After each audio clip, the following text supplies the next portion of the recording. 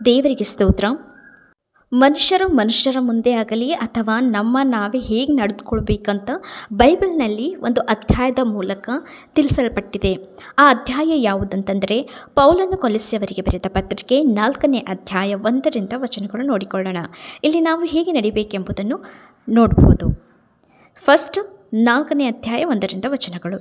ಯಜಮಾನರೇ, ಪರಲೋಕದಲ್ಲಿ ನಿಮಗೂ ಯಜಮಾನನೊಬ್ಬನಿದ್ದಾನೆಂದು ತಿಳಿದು ನಿಮ್ಮ ದಾಸರಿಗೆ ನ್ಯಾಯವಾದುದನ್ನು ಸರಿಯಾದದನ್ನು ಮಾಡಿರಿ.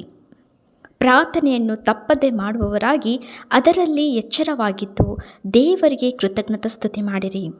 ಇದಲ್ಲದೆ ನಮಗೋಸ್ಕರವೂ ಪ್ರಾರ್ಥನೆ ಮಾಡಿರಿ. ಕ್ರಿಸ್ತನ ವಿಷಯದಲ್ಲಿ ದೇವರು ತಿಳಿಪಡಿಸಿದ ಸತ್ಯಾರ್ಥವನ್ನು ಪ್ರಸಂಗಿಸುವುದಕ್ಕೆ ಆತನು ಅನುಕೂಲವಾದ ಸಂದರ್ಭವನ್ನು ನಮಗೆ ದಯಪಾಲಿಸಿ ನಾನು ಅದನ್ನು ಹೇಳಬೇಕಾದ ರೀತಿಯಲ್ಲಿ ತಿಳಿಸುವಂತೆ ಅನುಗ್ರಹ ಮಾಡಬೇಕೆಂದು ಬೇಡಿಕೊಳ್ಳಿರಿ. ಆ ಸತ್ಯಾರ್ಥದ ನಿಮಿತ್ತವೇ ನಾನು ಸೆರೆಯಲ್ಲಿದ್ದೇನಲ್ಲವೇ? ಸಮಯವನ್ನು ಸುಮ್ಮನೆ ಕಳಕೊಳ್ಳದೆ ಅದನ್ನು ಬೆಲೆಯುಳ್ಳದೆಂದು ಉಪಯೋಗಿಸಿ ಹೊರಗಿನವರ ಮುಂದೆ ಜ್ಞಾನವುಳ್ಳವರಾಗಿ ನಡೆದುಕೊಳ್ಳಿರಿ. ನಿಮ್ಮ ಸಂಭಾಷಣೆ ಯಾವಾಗಲೂ ಇಂಪಾಗಿಯೂ ರಸವತ್ತಾಗಿಯೂ ಇರಲಿ.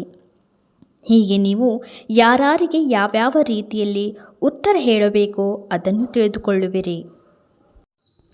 ವಂದನೆಗಳು. ಕಡೆಮಾತುಗಳು.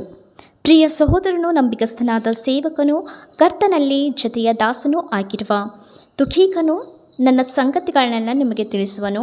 ನೀವು ನನ್ನ ಸಮಾಚಾರವನ್ನು ತಿಳ್ಕೊಳ್ಳುವ ಹಾಗೆಯೂ ಅವನು ನಿಮ್ಮ ಹೃದಯಗಳನ್ನು ಸಂತೈಸುವ ಹಾಗೆಯೂ ಅವನನ್ನು ನಂಬಿಗಸ್ತನಾದ ಪ್ರಿಯ ಸಹೋದರನಾಗಿರುವ ನಿಮ್ಮ ಊರಿನ ಒನೇಸಿಮನ ಜೊತೆಯಲ್ಲಿ ಕಳಿಸಿದ್ದೇನೆ.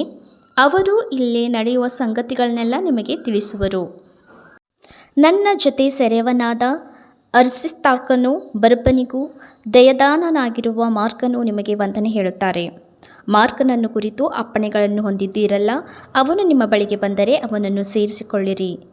ಯುಸ್ತನೆನಿಸಿಕೊಳ್ಳುವ ಯೇಸು ಸಹ ನಿಮಗೆ ವಂದನೆ ಹೇಳುತ್ತಾನೆ. ಸುನ್ನತಿಯರೊಳಗೆ ಇವರು ಮಾತ್ರವೇ ದೇವರ ರಾಜ್ಯಾಭಿವೃದ್ಧಿಗಾಗಿ ನನ್ನ ಜೊತೆ ಕೆಲಸದವರಾಗಿದ್ದಾರೆ. ಇವರಿಂದ ನನಗೆ ಉಪಶಮನ ಉಂಟಾಯಿತು. ಕ್ರಿಸ್ತ ಯೇಸುವಿನ ದಾಸನಾಗಿರುವ ನಿಮ್ಮ ಊರಿನ ಎಪಫ್ರನು ನಿಮಗೆ ವಂದನೆ ಹೇಳುತ್ತಾನೆ.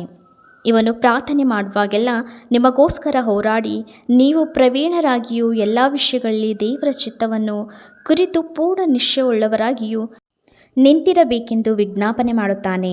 ಇವನು ನಿಮಗೋಸ್ಕರವೂ ಲವೋದಿಕೆಯವರಿಗೋಸ್ಕರವೂ ಹಿರಿಯ ಪೋಲಿಯವರಿಗೋಸ್ಕರವೂ ಬಹಳ ಪ್ರಯಾಸ ಪಡುತ್ತಾನೆಂದು ಸಾಕ್ಷಿ ಹೇಳುತ್ತೇನೆ. ಪ್ರಿಯ ವೈದ್ಯನಾಗಿರುವ ಲೂಕನು ಮತ್ತು ದೇಮನು ನಿಮಗೆ ವಂದನೆ ಹೇಳುತ್ತಾರೆ. ಲವೋದಿಕೀಯದಲ್ಲಿರುವ ಸಹೋದರರಿಗೂ ನುಂಫಲಿಗೂ ಆಕೆಯ ಮನೆಯಲ್ಲಿ ಕೂಡುವ ಸಭೆಯವರಿಗೂ ವಂದನೆ ಹೇಳಿರಿ.